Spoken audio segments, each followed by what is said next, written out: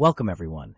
Today we're diving into a fascinating chapter in college football history, the 1921 showdown between Centre College and Harvard.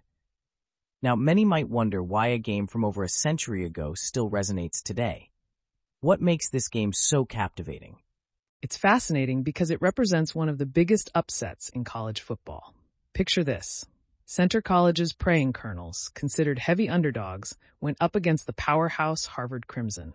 At that time, Harvard was on a 25-game unbeaten streak, and here comes a small college to debunk expectations. Exactly. And that game ended with Centre pulling off a 6-0 victory. What was the strategy behind that win? How did Centre manage to defy the odds? The game was tight defensively, but Centre's quarterback, Bo McMillin, was key. Shortly into the third quarter, he made a brilliant rush for the end zone after faking a pass.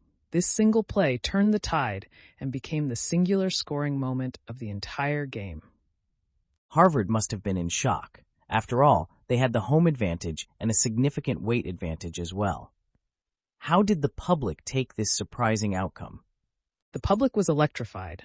The news spread quickly, and Centre students jubilantly chalked the so-called impossible formula, C680, all over their campus. It was symbolic, almost like they had concocted a formula to poison Harvard's invincibility. And Harvard wasn't just any team.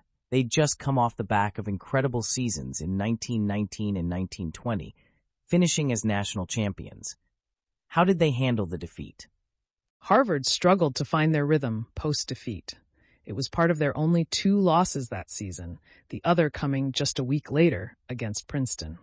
But for Harvard, it was a lesson in the unpredictability of the sport. The celebrations back home in Danville for Centre must have been monumental. I read that even the governor got involved in the festivities. Indeed, Governor Edwin P. Morrow was part of the parade that celebrated their return. The entire town seemed to stand still to welcome back the football heroes. For the community and the team, it was more than just a win. It was a testament to their hard work and determination. The impact this game had wasn't limited to just Centre and Harvard. It had wider implications across college football. Can you speak to that legacy a bit?